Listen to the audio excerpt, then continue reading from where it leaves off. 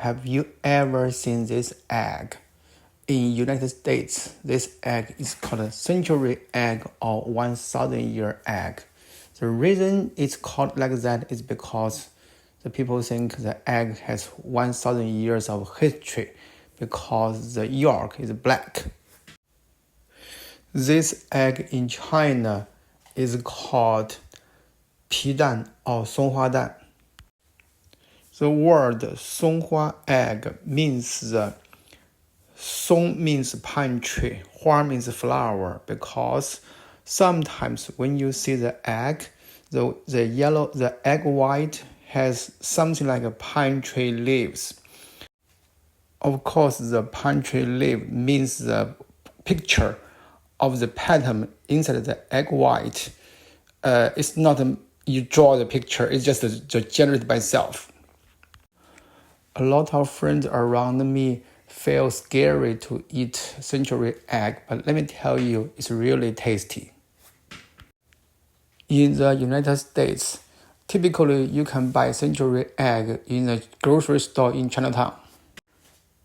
All the century egg I bought in Chinatown in the United States, the yolk is black, but in China, there are typically two types of century egg. One type it has black yolk, the other one has yellow yolk. Not every egg has a pine tree leaf picture in the egg white. The next, I'm going to explain to you how century egg is made. You need the following materials. The first one is egg. People normally in China use duck egg, not chicken egg, because chicken egg has other applications such as omelette, soup, or cake. Duck egg is not that as popular for other applications, so century egg is the best application for duck egg. But don't cook the egg, leave alone. Then you need a quicklime, clay, and water. The clay is optional because it doesn't participate into the chemical reaction. It is a quicklime that reacts with egg. The clay is add a little bit to control the chemical reaction speed. You need to make these three materials into a slurry. The slurry should be thinner than toothpaste so that it can move. Salt is optional. If you use it, put into the slurry, mix it completely. Salt will add flavor to the century egg. The next material is rice hulls.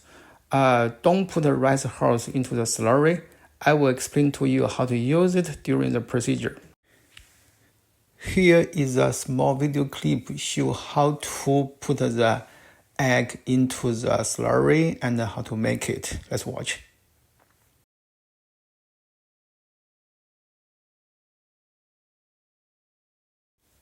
What you need to do right now is put the egg into a closed box under a cool place for maybe 1 month.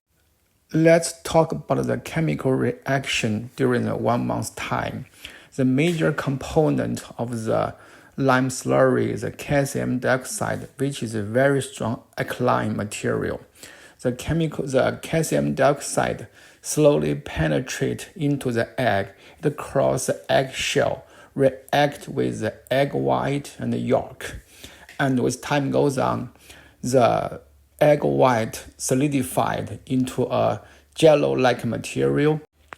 The yolk become a cream-like good smell material, and the major good smell comes from the yolk. It is because the calcium dioxide reacts with the yolk, it decomposes the protein into amino acid, which gives us a very good smell. In today's China, not a lot of people make century egg at home because the supermarket is not expensive. It's just twice of a fresh egg. So at the age of my grandma, that time, they made at home. And I remember my parents made one time failed. They didn't put enough clay into the slurry, so that the chemical reaction became so fast it filled the egg. Now let's talk about some common dishes in China with a century egg. The first one is century egg with tofu. Look at the picture. You normally cut the century egg into 4 pieces along the long side, and with a slice of tofu. The tofu should be silken tofu, very soft, garnished with green onion on the top. You can put a little bit of vinegar to soften the alkaline smell of the century egg, and also you can put some sesame oil to flavor it. This dish is a simple dish. You don't have to cook it, means you don't have to heat it up. Just cut them in small pieces, and that's it. Next famous dish in China is rice soup with pork and century egg. What you need to do is make the rice and the water into a rice soup, thick rice soup, or you can call it congee. And then you cut the century egg into small pieces, the same as your fingernail. Put the century egg pieces into the congee and simmer for 1 hour so that the flavor of the century egg totally dissolved into the soup. Then you need to do is cut the pork, lean pork, into small pieces, almost also the same as your fingernail. Put into the soup. Make the soup boil a few minutes. Don't stay too long for the pork, otherwise the pork will lose its flavor.